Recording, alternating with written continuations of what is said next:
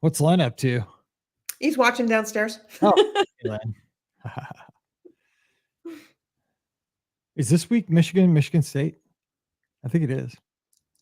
I think that was last week, wasn't it? Oh no, it was because the headbutt. Yeah. This week, so Indiana plays. I was listening to the radio today. Indiana plays Michigan, I think, this week, and then Michigan State the next week. That's what it was. Because they were talking about Michigan and Michigan State. That's right. I forgot about that. The whole thing after the game. I was talking to Scott about that. And they're not going to punish anybody because the melee was so crazy. The footage, they couldn't pick out like what player was doing what the most. Yeah. And the Big Ten was just like, well, we can't tell. It's fine. We're just going to move on. Say shame on both of you. Move on. Exactly. Just like, well, just next week. All right. Let's see if we're good on Instagram. Oh, I hit live on Instagram.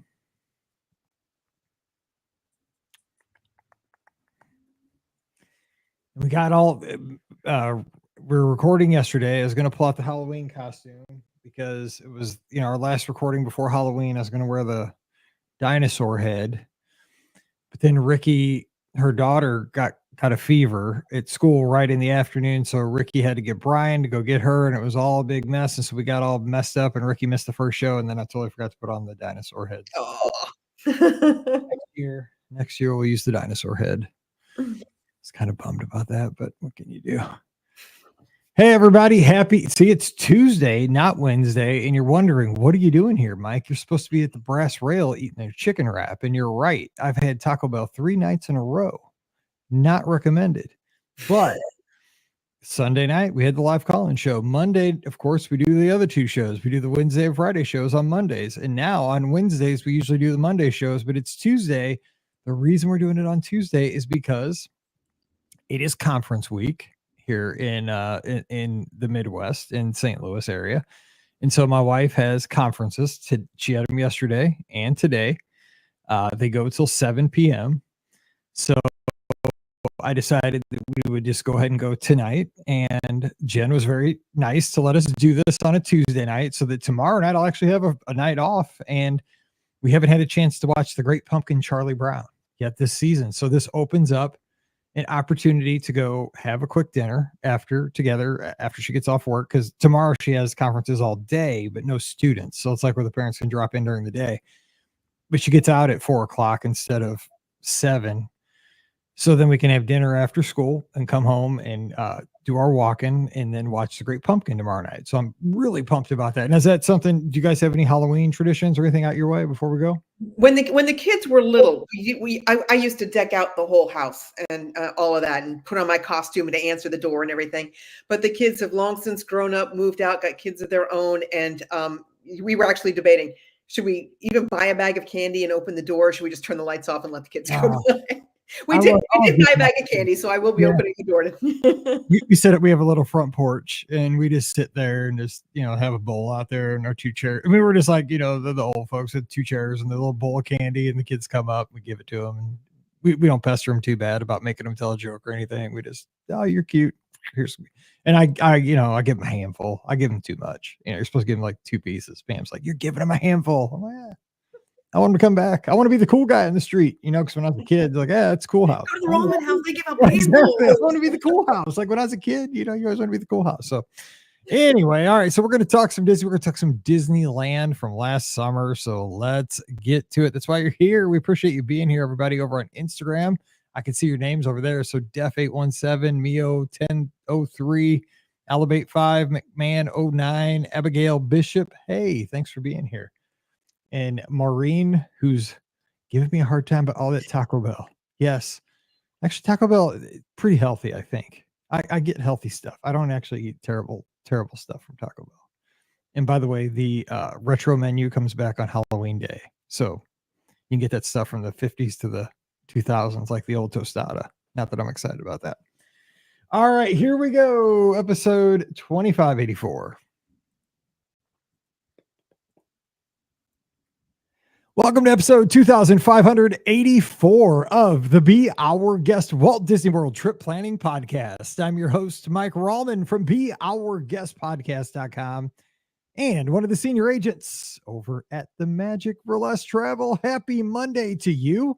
Hope that you're having a great start to your week as we are here in November and that you had a great weekend.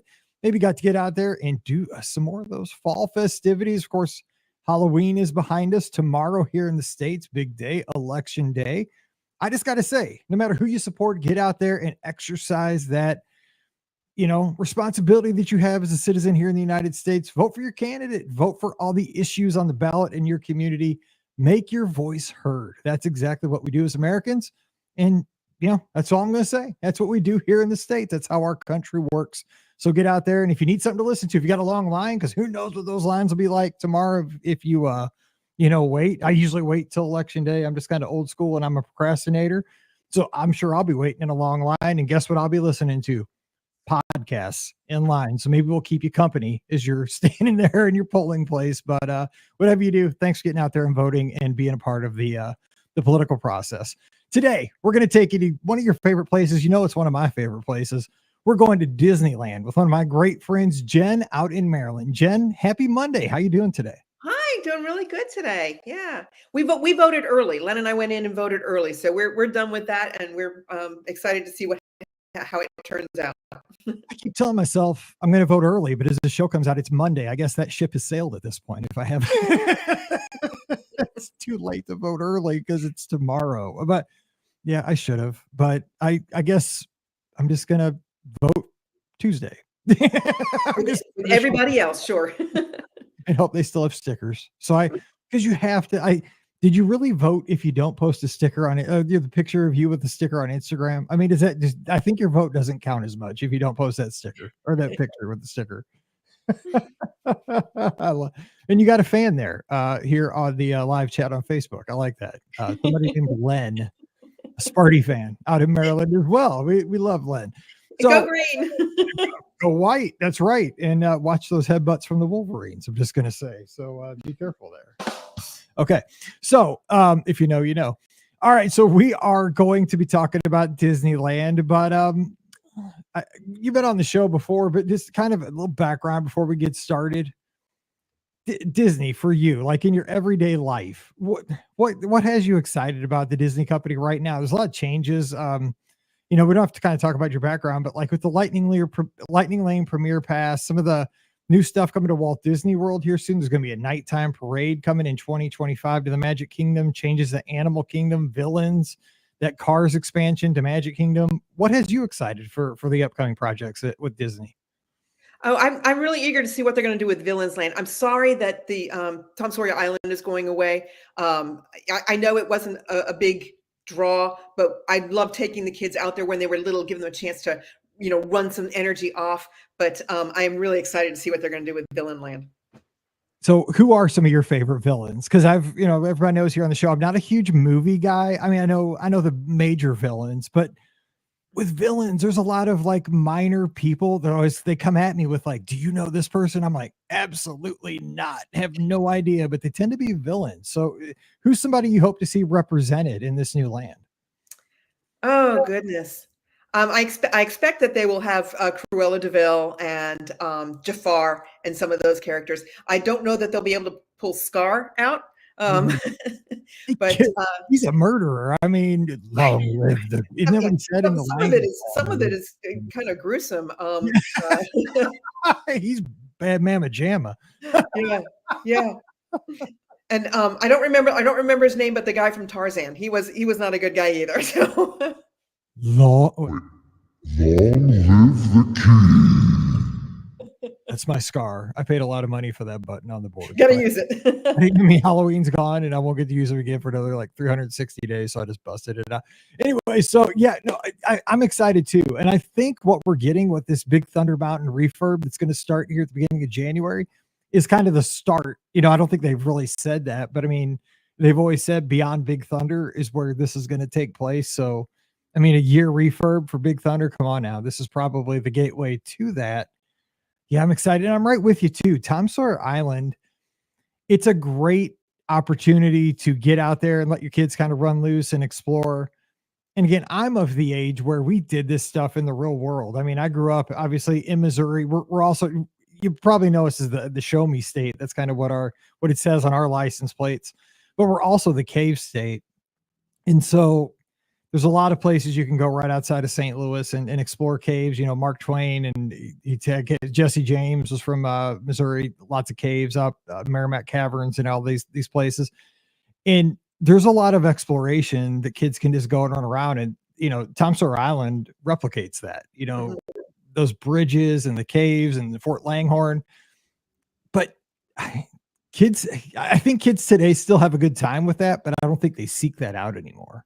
I think maybe they seek it out, 20 years ago. We were there in January with my daughter's family and my 8-year-old's grandson. And we took him to Tom Sawyer Island and we did do some running around there, but he actually enjoyed the splash place over there with Casey Jr.'s splash place.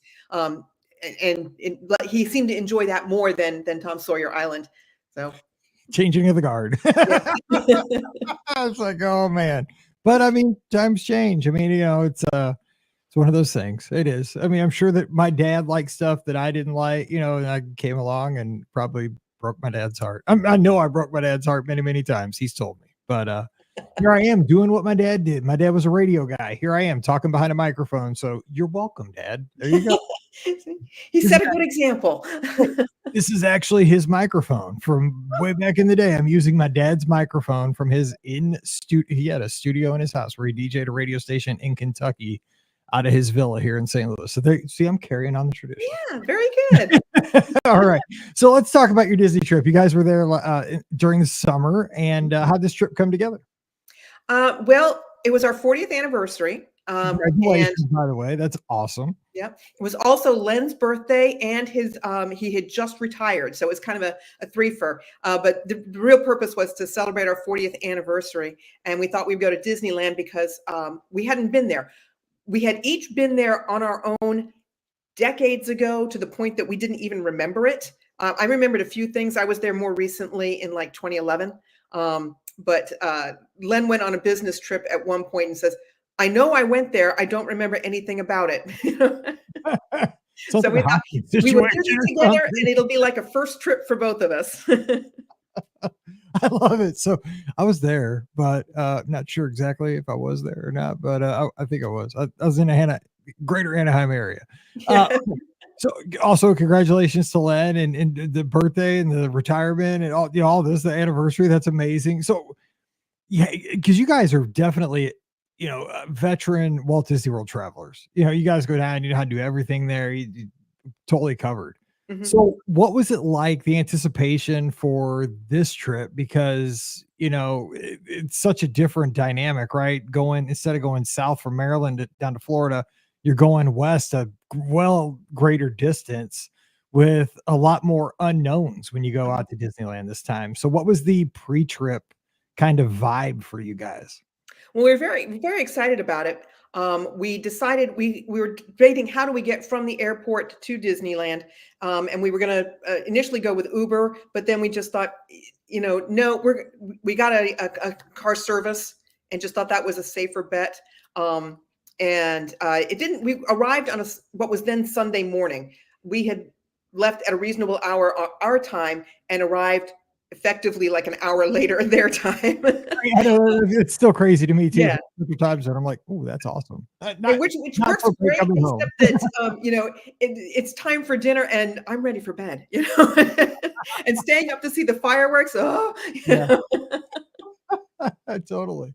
Now, but because we arrived on a Sunday morning, the traffic was basically non-existent. We were worried about that going from LAX through LA to Anaheim. We were concerned that the traffic would be an issue, but we planned the trip for Saturday or for Sunday through to and depart on Saturday. And so we basically missed all of the daily rush hour traffic. So that was good. I'm going to totally regret saying this because I'm a karma guy, but I'm knocking on, and this wood is not real, on this Amazon Basics desk I have here in the office that I got on like a Black Friday deal that's real janky, but I'm going to knock on it anyway, probably make the dog bark. But I've never hit the big old traffic out there. I've been there 3 times because my dad works for the Rams, right? So he commutes out there for all the football games because he does the radio for them. And he always tells me these horrible stories about the traffic he gets stuck in when he goes from the airport out to SoFi to the football stadium.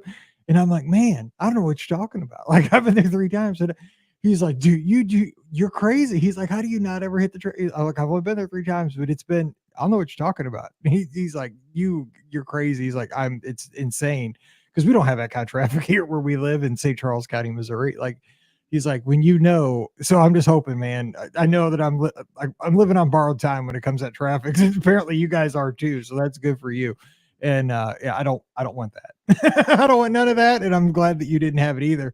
Now, yeah, we were too. Yeah, we got there in pretty good time, and we stayed at the Disneyland hotel, and we were able to drop our luggage off and go right out. We went out to downtown Disney, looked for bracelets, the magic bands, because the Disney World magic bands don't work or weren't going to work at Disneyland. So we had to go out and get the Magic Band Plus because we don't, the ones at Disney World, we just got the standard ones.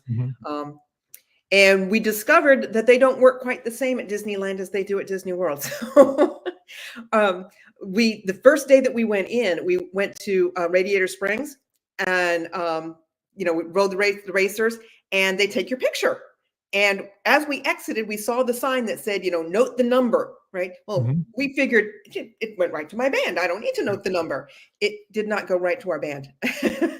So I later had to go to one of their photo places and say, it was this day at this time, and just kind of scrolled through the pictures till we found the one that was ours to get it loaded up. So after that, I made sure to note every number on the PhotoPass stuff. What I do with that is I just take a picture of the picture, not to have that picture, not to try to scam the system or anything. That way I just have the number of the picture so that I can enter it later on, like when I'm standing in the next line. Because I mean, that's a terrible copy of the picture. Like, that's not a good picture. Yeah. But at least that way I have the number to enter that, because I, the way I'll type it in or write it down.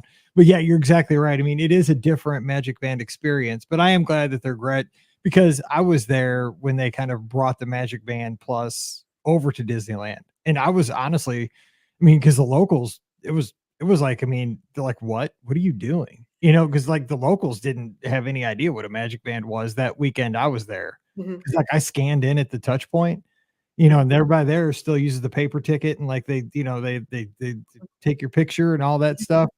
And I was like, boop. And they're like, what kind of magic are you doing? I'm like, well, they still take your picture. It's not, they're not doing the fingerprints. It's still take your picture, which kind of caught us off guard too. But once they had it, and we would touch in, we were good to go. So not really any kind of a delay at all with that once they had your picture. So that worked out pretty well.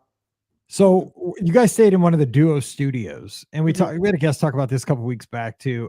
I had the opportunity to, I had a one of those booked for the half marathon weekend, but then I canceled it because I was solo and I didn't want to go without my family. It was too nice. I was going to catch flack if I'd have gone, because it was super nice looking. I was like, oh, I want to, but I don't want to do it without my wife and kids. So, what did you guys think of staying at the Disneyland Hotel overall, and especially the new villas? It looked pretty sweet. Yeah. I like the hotel. They have this beautiful mosaic in the lobby of like an old Disneyland park map. That was really nice. And the pools were kind of fun, but we were over in the villas, and that has to do with my dietary restrictions. So I need to at least have a microwave and a fridge. And so we got effectively the cheapest villa that they had, which was this Duo Studio. And they call it Duo for a reason, because only 2 people fit in it. And no false advertising, that's what they said. So it was exactly as advertised. So it's really pretty small. The bed is a Murphy bed. So at the first day or so, we would go ahead and kind of tuck it back up into the wall. But afterwards, we just left the bed down the whole time. And if we needed to sit down, we just sat on the bed. So the bathroom was a good sized bathroom. It was just the bedroom itself was kind of small, but very clean, very comfortable. Even though it was a Murphy bed, it was really very comfortable. And so, if you're going to spend your time out in the parks, you don't need to have a whole lot of space.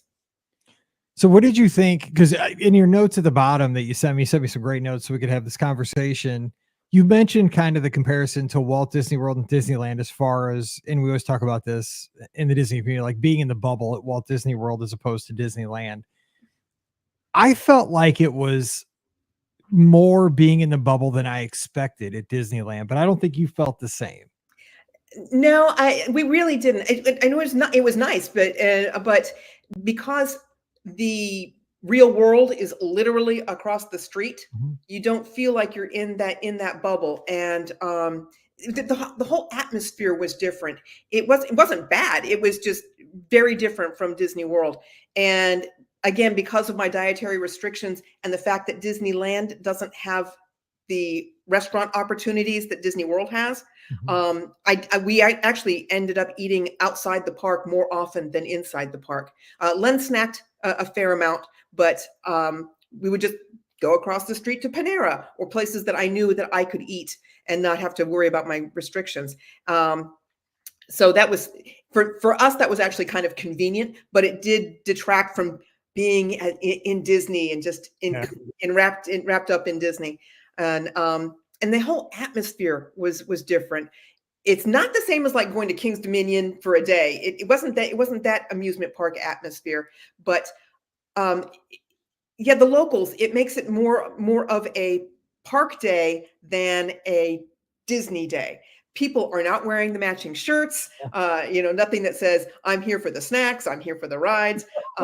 They just wore their street clothes, so there were hardly anybody wearing Disney shirts, which was shocking to me.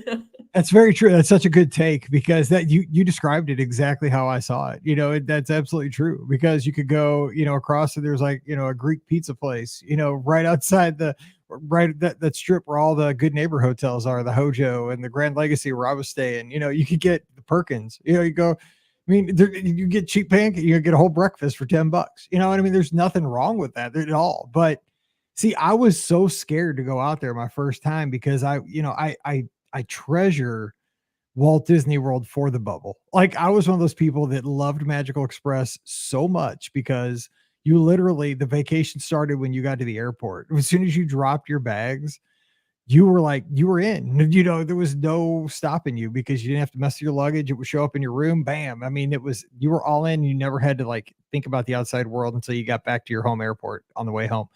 And I love that. And I would not leave for nothing, Lord help me if somebody had to go get medicine at a Walgreens or something, that would have ruined my vacation, because I did not want to leave under those gates at Walt Disney World. I treasure the bubble when I'm at Walt Disney World. So I had always heard these stories, right? There's a Perkins right outside Disneyland, there's a McDonald's, there's all this. And I'm like, that's not for me, man. That's Six Flags. That sounds like exactly like Eureka, Missouri, where I grew up at Six Flags. I don't want that. It's going to make me sad. And I got out there. It's not that, because I stayed at the Disneyland Hotel, and I just walk right through downtown Disney. And honestly, downtown Disney, for folks that haven't been there, it's much more than I expected it to be.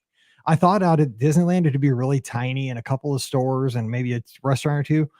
I dig that downtown Disney. What do you think of the downtown Disney area? Yeah, it's this very long, wide open plaza, basically. It's similar to Disney Springs. There's restaurants and shops and eateries, and that's where you catch the monorail to get into Disneyland if you want to. And coming from the Disneyland Hotel, you actually have to walk all the way down downtown Disney to get to the parks, because you're on the opposite side of the park entrances there. And so it was a nice, pleasant passageway through, and there's lots of places to stop. And we stopped at a couple of the eateries. That's where we got one set of beignets. Yes, the jazz, and they were delicious. Did my shopping to bring gifts home back to the family right there in downtown Disney. So very convenient and a lot bigger than I was expecting. Yeah. And it's a nice transition too, in the morning and in the evening, if you're staying at the Disneyland Hotel, especially, because you are forced to walk through it. And, in the morning, it kind of amps you up, because they have every time I've walked through there, they're playing Illuminations music, music from the old Illuminations. You know how much I love Illuminations. I'm like, oh, my heart be still. They don't play this at Epcot anymore, but my God, they play it at downtown Disney in California. I'm like, because they always play it right outside of World of Disney out in California. I'm like, yes. But it kind of gets you excited, because there's a confectionery store, I think it's called Marceline's, and you get the smells. I mean, it's almost like it's a sensory experience. The background loops, the smells of the bakery. World of Disney, you got the displays and the windows, and then then all of a sudden you turn the corner and you got your pick. You can go right, go to DCA, you can go left, you can go into Disneyland. I mean, how good is a day going to start? I mean, it's like, oh, let's go.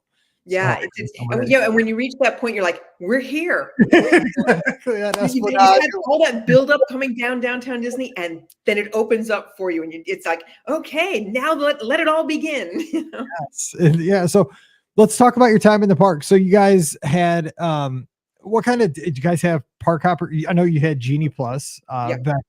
back then. Now it's Lightning Lane. Yeah, the funny thing about that was we never did Genie Plus down at Disney World, and so we thought, well, this is a good opportunity to try it out, see how it works. Maybe we'll want to get it when we go to Disney World. And so we did try it out, and we liked it. And then 2 weeks later, they canceled it. So you guys made them cancel. No, that's right. It's changed. But it did. We did like it. It was nice to be able to go on there and get a time and say, and then you knew you could leisurely make your way over to wherever you needed to be, or say, oh, we have time to go do such and such before our passes. So we did like it, but now we'll have to figure out how to use the Lightning Lane Plus. So. Yeah, well, hey, I'm one that does not spend money unless I have to, but I don't even think about it at Disneyland. Like when I buy my pack, because I buy a package when I go out there because I don't have an annual pass for obviously out there. It's a Magic Key. So I get my hotel, I get my tickets. And so I just check the box, park hopper, Lightning Lane multi-pass, boom. And I think about it because it's such a good add-on out there because the density of the attractions. And like you said, there's always something available in the next 15 or 20 minutes. And you totally summed it up so well that it takes the pressure off. You can get off the next, you can just kind of leisurely look through your phone while you're in the queue for the attraction you're waiting for. If there's 5 or 10 minutes, oh, I might do, I don't know, pick an attraction. Okay, I'll do that next. And then, your spot's there. You can just grab a beignet over New Orleans Square, boom. And then, when you're done with that, okay, we're up. Let's go. It's so nice. Yeah. It did. We liked it very much. The weird thing was that because Disneyland was built so long ago before any of this, jump the line type of passes, the lines are not built for that. Mm-hmm. So when we did the Autotopia and we had the Lightning Lane or the Genie Plus, we still had to get in the regular standby line until we got to the part where it diverted. Mm-hmm. And so we couldn't just get into our passage to get to the front. So that was a little bit, this doesn't seem to be working. Right. And the same thing with the single rider lines, because I did do several single rider lines since Len can't ride some of the ones where you really get thrown around.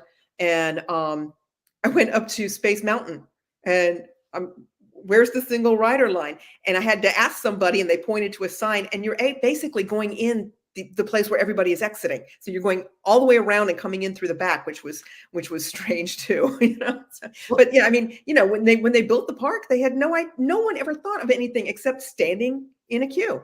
Let me ask you this though, because here's one of the hot takes I have about Disneyland for somebody like you and Len on this trip. That was so true of me in 22 when I went out there, because we went out for a whole week too with Scott's family. I loved it for the fact that things like you just mentioned, I didn't know where to go a lot of the times. I knew what I want. I knew I wanted to ride Space Mountain, and I knew I wanted to go on the Matterhorn. I knew I wanted to check out the Autopia. Like you just said, I knew I wanted to go on the subs, but I didn't know where the entrance to the queue was. I love that for once again, I was an explorer in a Disney theme park. I was somebody that got to be curious again and got to, almost get lost a lot of times, not in a bad way, but get to have that sense of discovery. Yeah. I remember we were in Adventureland. Yeah. And it was, we walked, I was like, oh, Indiana Jones. I mean, we don't have that at Disney World. I mean, it just appeared in front of us. We got to do this, So yeah, so that excitement of a first timer was really fun, and the nostalgia of going on all of those old rides too. We enjoyed that as much as well. And then you walked 5K on Indiana Jones to get to the ride, because that's the longest queue in the world. Oh my gosh, it goes on forever and ever. So let me ask you though about Disneyland when you were in there, because you gave me a list of the attractions you did, but because you did some really cool kind of other specialty events. But as far as the attractions, what are the attractions that kind of left you with nostalgia, or they were a couple of your favorites? I mean, For me, it was like the Matterhorn. I love it. It hates my body, but I do love it for some reason. It's so classic. But what about you? What's something that sticks out with you? Well, we had intentionally decided that we were going to focus on the rides that they don't have at Disney World. Good call. So we were doing several of Mr. Toad's Wild Ride and the Alice in Wonderland ride and things like that. And the nostalgia of those, even though we'd never ridden them before, the way that they're built with the basically painted plywood in these bright fluorescent colors in a dark ride, it was just like, wow, it's so old, but wow, look at this, it's really cool. Especially Toad. Every time I ride, I'm like, I can't believe this ride exists in 2024. I can't believe it's here. And I liked Alice in Wonderland because it did come out of the inside ride, and you got to see some of the outside before you went back in again. I really liked that. Yeah. You're all over the place. I love that. Beautiful. Yeah. And like I said, the queuing for them was the single lane. So none of this, grouping up and standing. We were forced to stand one behind the other. And I'm a pin collector, and I had a backpack that had lots of my pins on there, and it was kind of fun to hear the little kids behind me going, "Oh, look at that one," which they might not have been able to do with the regular, lines that you might get at Disney World, where the queuing line is wider and you tend to stand face to face with whomever you're riding with, and your back is turned toward a wall. Yeah. So I agree. Like it gives you opportunities because you're like when you're on. I'm trying to think like the queues that kind of got me were especially those Fantasyland queues like Snow White. Like it's tight in that one. Or the Storybrooke canal boat ride. That's a tight one too. It is like holy cow, man! People must have been small in the 50s. That's what I was like, man, they're not made for people my size. But it was crazy. But so we talk a lot about the big stuff like Radiator Springs Racers and how great Cars Land is at night and the shaboom when the sun goes down. But like I got a kick out of like you put on here that you guys did Monsters Inc. Mike and Sully to the rescue. That ride is so tucked away over at DCA and nobody ever talks about it. I never had heard about it like before I went out there. I just happened to discover it because I saw it on a map and I'm like, there's a Monsters Inc. right here. Like and that's Mallory. She loved that movie. And we went on it, and I just think that's like a hidden little gem out in DCA. It's a fun ride. It's sweet and cute, but it also kind of moves you around through the story. And I really liked that one. But yeah, it's kind of out there in a part of DCA that didn't have the crowds that you would get over in Cars Land and over by the carousel, the Hyperion Theater and all that stuff. Yeah. I think all that area is going to be a goner here soon. But so I just want to get. The Guardians breakout is over there, and that's kind of the big draw into that area, I think. But people go to that and they don't see the other things around it. Web Slingers never really seemed to have a big crowd around it as well, and I really liked that ride as well. Len is always so much better at those games where you have to aim at something on the screen, and whether it's Toy Story Mania or the other one, Buzz Lightyear. Okay, Buzz. I can't find my dot anymore after Toy Story debut. His score is always so much higher than mine. I am proud to say that my accuracy score is always better than his, but he's just so much faster. He just shoots them out so much faster. He hits more things. Web Slingers, that one I liked. I really liked that one. And for a while there, I was actually beating him for a while. You should have had a shutdown. You should have thrown a hat or something so the ride shut down. And you won. Just like cheap. That's what you gotta do. Yeah. So last time I was out there, I did Web Slingers, and I've never seen a Star Wars movie or a Spider-Man movie or anything. I've seen Star Wars. Don't let me say that. I love Star Wars. Spider-Man. But I did ride that ride because I was just out there and it was a media thing. And so I was riding rides and I was by myself and I met the whole family that listens to the show, and I was in line. So we rode the ride together, and there were like two boys. And I think one was like 13 and one was like 10. So we were all in this car together. So I'm like trying to shoot the webs with that. You do not want to play a game like that against 13 and 10-year-old boys. I got smoked and I was exhausted because I'm competitive. Like I was told, cause I was talking smack in line. I'm like, I'm pretty good at Toy Story. I'm like, I've never done this ride, but I'm pretty good at Toy Story. So I'm telling you, I'm gonna light you up. And so they're like, okay. I was giving it all I had with the index finger and the pinkies on both. I was shooting anything that moved, and man, that got like doubled up by both of them. So and then they just walked away like, yep, we're going back to the Washington State. See you later. We'll see you on the radio, guy. Sure, old man. Yeah. That was the best. I loved it. I was like, yep. And that's how the world works. I just got to hand it to me. No, but you said Small World was better out there. You like that? Yeah, How the train and all that? Yeah, it's a longer ride and you start outside and everything. So I enjoyed that, but I also really liked that they had put Disney characters into the Small World scenes. Yes. So when you're going through the tropical area, Hawaii or wherever, there's Lilo and Stitch, and so I just thought that was very cute, and I liked that much better than the one at Disney World. Yeah. What's funny about that is, though, I remember because we do the show now for it'll be 17 years in the spring, is that when they did that, you just thought the world was coming to an end. Like people were like, "Oh my gosh, that is heresy to change Small World and put Disney characters in it." And you're right. I love it. I love it. I loved it. Yeah. Yeah. I think it's awesome. Yeah. Of course, Pirates. I mean, Pirates better out there. Oh yeah, pirate, same thing. You've got a longer ride. You've got more scenes, and like the ride in Mexico, I still call it El Rio del Tiempo. It's I'm so old, El Rio, but it's something Grand Fiesta or something like that. Yeah. But so you pass through the restaurant. Here it's Blue Bayou that you go by, and then like I said, then you get into the actual ride itself, and there are more scenes. I really enjoyed the Pirates that they had out there as well. And again, we did that one with the Genie Plus, so we were able to bypass the line. Which was, out into the park and in the sun. And we just basically got right in. That Pirates line is the weirdest line because it goes outside, like under the bridge. Like, is this going to the Haunted Mansion? Is this going to Pirates? Is this going to Club 33? Like, where are we going? When there's a long line, I'm just like, we line up for Fantasmic tonight. What are we doing here? But I just get in line and just hope I'm going to the right place.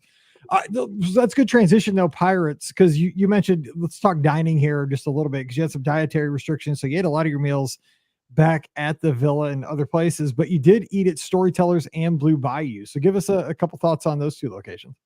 Yeah, Storytellers was it's a buffet, so which I generally cannot do. So the chef came out and talked to me and was able to build a meal specifically for me while Len was, loading up at the buffet. And that was so nice, and to have my own personal meal delivered to me. And I didn't have all the options, of course, that the buffet had, but it was special made just for me to, and he made suggestions like, no, I don't like that. Oh, that sounds really good. And they made suggestions that I never would have thought of. So that was very nice of them to do that for me. We went to Storytellers because we wanted to get the priority seating for the World of Color show over at DCA. And that's also why we went to Blue Bayou. Although we probably would have gone to Blue Bayou anyway, but we wanted to get that priority seating for Fantasmic. And I loved Blue Bayou. Oh, that was wonderful. The atmosphere in there, the food was amazing. Oh, that's definitely, that's a go-to. Everybody needs to go to Blue Bayou. Yes, we are related. We are on the same page because I could not love Blue Bayou more. You have to do Blue Bayou when you go to Disneyland. It is just, because I love San Angel Inn, and because people say, Mike, because you eat Taco Bell 7 days a week. I do eat a lot of Taco. I love Mexican food, and that's what San Angel Inn is. But more than that, what I like about San Angel Inn is the atmosphere. I like that it's got that vibe, that nighttime vibe inside there. The boat going by, the big Aztec tower, whatever it is, pyramid. I just love the way it feels in there. And that's what Blue Bayou has, with that vibe with pirates going through it. And it's just right. Like, I was in there, ate there. It was the last day of our trip when we were out there 22 with Scott's family. We had Monte Cristos. We each had a hurricane. I mean, it was just, we're in New Orleans Square, or, it's just, it was perfect. Yeah, It's great. I think I mean we love Mexico as well, and eating at San Angelo's Inn because it's again that atmosphere, but it also feels kind of tight in there. Like they're trying to get as many tables as possible in, and so you kind of have to weave your way to the tables. And I think I liked Blue Bayou better. It was a little more open, but you still had that amazing atmosphere, and we were sitting right by the water. So as the boats went by, people were waving to us, and we waved back, and they're like, "Oh, we didn't know you were real," See, we didn't get that. We were kind of on the other opposite. We are far from the water, but still, like I was like, I'm in Yeah. Blue Bayou. I'm at, I'm in Pirates. Yeah, you really feel like you're a part of it. It's great. It's great. I liked it better than Mexico. Yeah. That's probably my favorite Disney restaurant. I mean, if I had to pick one, I know there's like people like Mike, there's so many good restaurants that have better food. I know, but I'm a sucker for like simple, just, I loved it. Like it just felt so Disney to me. Like it was just, there was a ride right there, and the service was great. Okay, so let's talk about some of those special things you did, because I want to make sure that we have time to talk about these things. How about those shows that you saw, like World of Color and Phantasmic? What did you think about the nighttime shows out at Disneyland compared to World? Loved the shows. The World of Color with those priority seating. Well, it's not seating; it's standing. Yeah, or you're gonna get, because you can get wet if you want, if you get up front. Yeah. So the standby line, you're actually down on the water. Okay. And I think that's not priority standing, because it is the wet zone. Okay. You can actually get wet there. And then the tickets that we bought were up, I don't know, 4 stairs or 4 or 5 stairs. And then it's a level plateau. And ideally you would just see over the people that were down on that front row, except that I'm short. And even if I had been at the front of our patio area, I don't know that I would have been able to see over these people. But we weren't even on the front. I was several people back. So I could see the lights and stuff, but what was happening down on the water, I couldn't see at all. And I was disappointed because I wanted to get the full effect. So we ended up actually doing the World of Color a different night. And I went over and I stood on the bridge, kind of to the left. If you're looking at the show, it's off to the left. Yep. And that's actually where their control room is. So they can see everything from there. And I got there 45 minutes early because I was going to be on that rail so I could have a view. Oh. And it was wonderful. The show was wonderful. So it was worth the 40-minute wait. I did have to. People come up like, with 5 minutes to start, and they're trying to elbow their way in. I'm like, no, I've been here 40 minutes. This is my spot. I sacrificed it. I'm not giving it up. I'm not trying to be mean, but I've devoted my time, and let's be fair. I'm short. Exactly. It's fair. Like you made the sacrifice of time, and so you get the reward of a good spot. Like that's just how it is. And that stuff perturbs me so bad. And then Blue Bayou was to go to Phantasmic, and there are other restaurants that you can get for other seating. The Blue Bayou one is the premier one, and so that one is seating, except that you're not on chairs; you're sitting on concrete. But you are with Blue Bayou, you are front and center. The other 2 restaurants are off a little bit to the side, but those would have been perfectly acceptable views as well. And I again got right up front. I was at the fence line sitting. I was looking through the wrought iron fence. Right there, the water's right in front of you. Mickey's just on the other side of the water. It was a great show. It was great. Now, getting up at my age, getting up off the ground. Thank God I had the fence to help pull myself up. That's my life. Every time I go down to play with Riley here at the house, it's like, yep, it's a joke when I go down to play with her. Not so funny when we're done playing. I can't get back up. Crawl over to the couch. Yeah, totally. So which one? I know it's like comparing kids sometimes, but like, did you find Phantasmic out there to be as?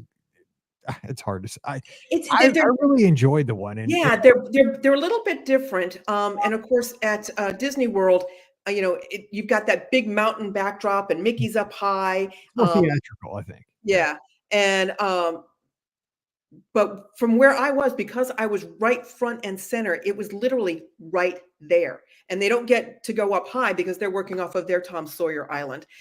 So I don't know what the view would have been like, farther back, but it was just so impressive to be, almost in touching distance as the boats went by. Got some really good views. You could see the characters' faces as they went by. It was a really good show. I love the one out at Disney World. I go as often as I can, but you don't get as up close and personal.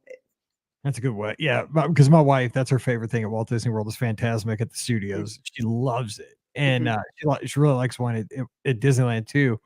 But the Disneyland one, you're right, you get so close to it, and the pirate ship just blows me away out at Disneyland because that's just amazing. How many actors and actresses they have on that, characters they have on that ship. That's just pretty sweet.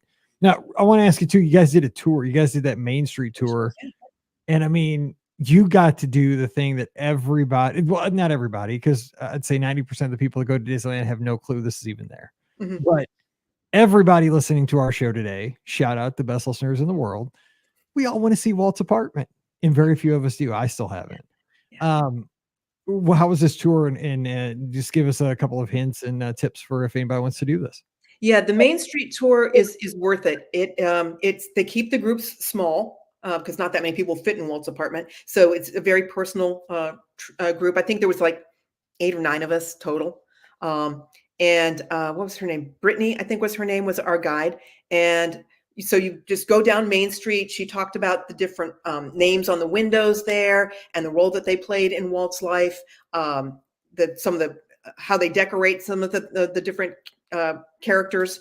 The woman who's giving out tickets at the movie theater, they occasionally change her clothing, and the attention to detail that Walt did as they were building this place and how everything had to be just so. And then they take you into his apartment. You go around the back and up some stairs. They do have an elevator if you can't do stairs, and you go into his apartment, and if you're ever familiar with a tiny house, it's like a tiny home. It's a one-room apartment, and so Walt and Lily had couches that basically became their beds. They had a small little kitchenette area and a bathroom in the back, and it looks right out onto Main Street, the hub there. Okay. And they told stories about opening day with Walt. It brought tears to my eyes. It was the stories were so that's how I be too. I'm like, I gotta be in the back so nobody sees me. Yeah. And then they have a Disney photographer up there. So everybody gets their picture taken in Walt's apartment and gets your picture taken looking out the window like Walt did on opening day. Yeah, it was wonderful. You're not allowed to take pictures, right? I mean, that's a rule. No, you're not. No. So same thing when we did the train tour. There were certain areas where we were not allowed to take pictures, but this one they had a professional Disney photographer there and got some great shots. And the other thing that they included in the price of your admission, your ticket to this is a snack. And again, I said I can't do snacks, and so they gave me a food voucher that I could use at any of the restaurants or kiosks. And they warned me. They said, this is worth $10, so don't blow it on a piece of fruit that only costs you $2, because they're not going to give you change,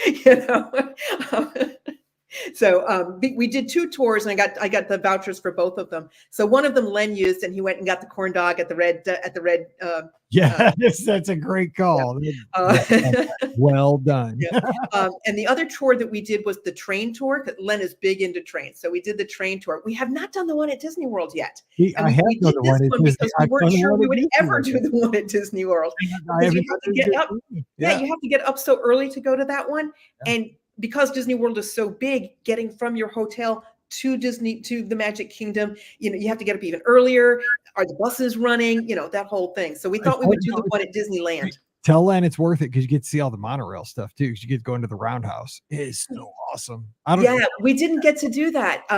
We learned a lot about the monorails and the People Mover and all of that. But when we got backstage, we really just took 3 steps backstage, and they said, that's the barn over there, we can't go in. And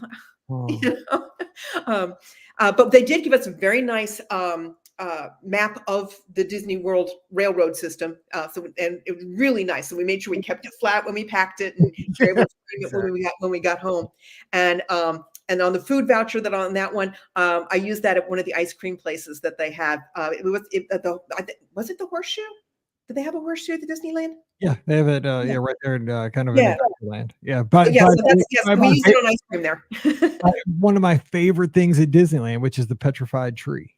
I love that thing. I It's didn't see that. right there across from the Golden Horseshoe. I didn't even notice that. Yeah, Oh, man. it's kind of by the Columbia sailing ship. Mhm. It's just it's a weird looking thing. I don't know why I'm so drawn to that thing because it's Yeah. so Well, strange. we do intend to go back because the Haunted Mansion was down for part of the ride, and we weren't able to go in there. And we want to go in with the overlay in there as well. So we're definitely going back. So I will look for the petrified tree next time we're going back. Yeah, And right. plenty of rides that we weren't able to ride because I think Snow White was being refurbed as well. So we didn't get to go into that one either. So even though we were there for 5 days and could have done everything if we made a real effort to, we were taking it easy. We would go back to the hotel every afternoon, we'd rest, we'd go to the pool, and then we'd go back out in the evening. So there were things that we missed because we were taking it such a relaxing pace that we definitely need to go back. And I love that because you're right. I mean, I thought we'd have Disneyland and, DCA done in a day or two. And we were out there. We had 5-day tickets too. We were out there for 7 total days. We did a Dodgers game and we saw Griffith Park. I'd never been to California hardly except to go to Yosemite. And, we still didn't get everything done. And I love that, because we did the same thing because when we stayed at the Disneyland Hotel as well. And to me, I got the vibe. This is just my thing. I think the Disneyland Hotel has a Polynesian vibe when you go to the main pool. Yeah, I can definitely see that. Yeah, Paris, it feels kind of Polynesian to me there in the center of the hotel. And so we hung out at the pool a lot, the monorail slides and all that. It was fun. That's a really, for somebody that's a Disney fan, I think that's a really good first place to stay for like a first trip because you got all the little models in the lobby, in the different towers. You can go down and see like the Adventureland model get you pumped up to go into, Disneyland Park that day. Because if you're like a Disney geek, that's like your jam. That's like what you always like, oh, I wish I could have that in my basement kind of thing. That's what I was always. We did not walk, when we walked through Pixar, we just made an intentional detour to go look at the Pixar lobby area. And of course we went through the Grand Californian lobby area as well, just to see what they were like. Each one has their own different vibe. The Grand Californian has a very Wilderness Lodge feel to it, I thought. But yeah, so what I liked about the Disneyland Hotel was that the entrance, you can go out the back entrance and go in through the security gate there that takes you into the back of downtown Disney. But in the morning when everybody is trying to get in, here's my secret pass for just our good friends who are listening. Go out the front door of the Disneyland Hotel and into the parking lot, and then head around, do a kind of a U-turn through the parking lot. And this is where locals park to go to downtown Disney. They're not allowed to park there to go to the parks. So this is the entrance for locals to go to downtown Disney. They only have one security entrance, but there's like 6 people there. So you can I had no idea what you're talking about. I just followed the herd. I just right to the where everybody goes into the big hat. Walk right. Yeah, walk. You don't have to stand it. Now, admittedly, the other place has like 6 security check-in points. The line does move, but why do that when you can just basically walk right in that other entrance? Yeah. So that's my sneak answer for everyone who's going out there.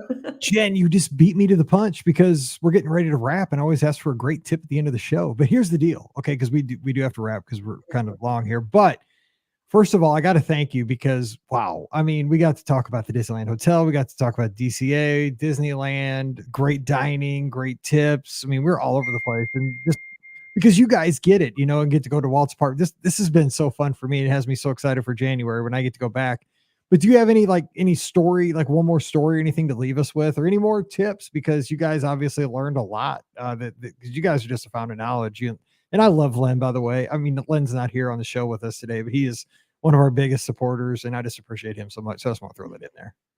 Like I say, he's down there listening. You've put up a couple of posts there.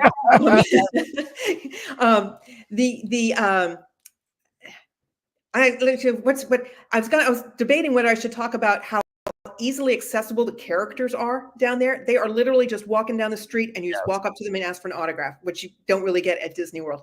But I want to shout out, and unfortunately, I did not get the woman's name. I couldn't do a cast member appreciation thing. We went to Bodine's Bakery, and we had our big buttons that said 40th anniversary on there, and we're going through the tour. The tour is just looking through the windows and watching them do stuff. And we got to the end, and there was a woman who was cutting open the bowls so that you could have soup bowls out of the bread.